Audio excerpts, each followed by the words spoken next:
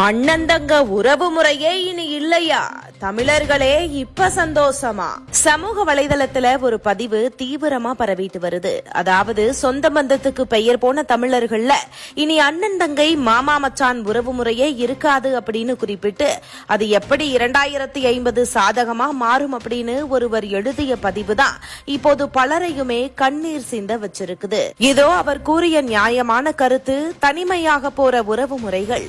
அண்ணன் தம்பி, அக்கா தங்கை, சின்னண்ணன் பெரியண்ணன், சின்னக்கா பெரியக்கா, சித்தப்பா பெரியப்பா, அத்தை மாமா, மச்சான் மச்சினி, அண்ணி கொழுந்தனார், நாத்தனார், தாய் மாமன், சித்தப்பா பையன், சித்தப்பா பொண்ணு, பெரியப்பா பையன், பெரியப்பா பொண்ணு, அத்தை பையன், அத்தை பொண்ணு, மாமன் பொண்ணு, மாமன் பையன். இது போன்ற வார்த்தைகள் எல்லாமே 2050 ஆண்டுக்கு அப்புறமா யாருடைய காதலையுமே பாசத்தோட விழாது. யாரும் கூப்பிடவும் மாட்டாங்க. அகராதியில இருந்தே கூட கொஞ்சம் கொஞ்சமா அழிந்துரும். காரணம் என்ன அப்படின்னு பார்த்தா, இன்றைய காலகட்டத்துல ஒரே ஒரு குழந்தை மட்டும் போதும் அப்படின்னு முடிவெடுக்க ஆரம்பிச்சதுதான். இப்படி இருக்கிறப்ப இந்த உறவுகள் எல்லாம் எப்படி வரும்? பெண்கள் வயசுக்கு வந்ததுமே சீர்வரிசை செய்யவோ, பந்தல் போடவோ, முதல் புடவை எடுத்து தரவோ எந்த தாய்மாமனும் இருக்க போறதும் இல்ல. திருமணத்தப்ப அரசாணை கால் நட எந்த அண்ணனும் இருக்க போறதும் இல்ல. மாப்பிள்ளைக்கு மோதிரம் போட எந்த தம்பியும் இருக்க போறதும் இல்ல. குழந்தைக்கு மொட்டை போட யார் மடியில உட்கார வைப்பாங்க? கட்டி கொடுத்த பொண்ணுக்கு ஏதாவது பிரச்சனை அப்படின்னா அண்ணனும் தம்பியும் பறந்து போவாங்க. இனி யார் போவாங்க?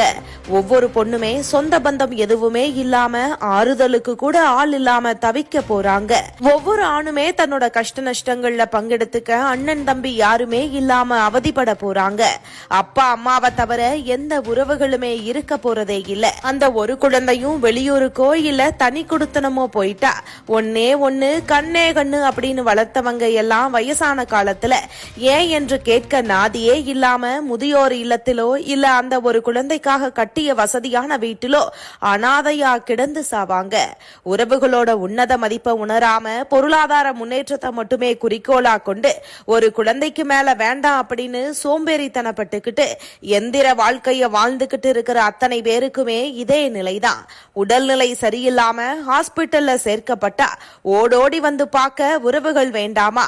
சின்ன சின்ன விஷயத்துக்கு எல்லாம் எனக்கு உனக்கு அப்படின்னு சண்டை போடுற அதே குழந்தைகள் தானே வயசான காலத்திலையும் அப்பா அம்மாவுக்கு ஏதாவது ஒண்ணு அப்படின்னா நான் நீ அப்படின்னு ஓடி வருவாங்க. கணவன், குடும்பம், குழந்தை அப்படின்னு உயிரை விட்ட பெண்கள் கூட பெற்றோருக்கு ஒண்ணு அப்படின்னா அத்தனையும் மறந்துட்டு முதல்ல வந்து நிப்பாங்க. ஒரே ஒரு முறை உங்க கடைசி காலத்தை நினைச்சு பாருங்க. பணம் இல்லாத ஒருவனை அனாத அப்படின்னு யாரும் சொல்றதே இல்ல. ஆனா உறவுகள் இல்லாத ஒருத்தனை எத்தனை கோடி வச்சிருந்தாலுமே அனாதை அப்படிங்கறத மறந்துடக்கூடாது.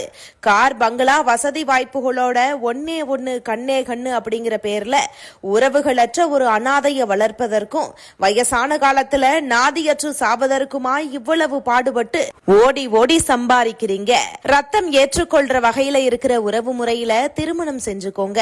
இல்லைனா இனி நீங்க உலர்ந்து போன உபயோகமற்ற இத்து போன தனி மரம் தான். ஜாக்கிரதை அப்படின்னு குறிப்பிட்டிருக்கிறாரு.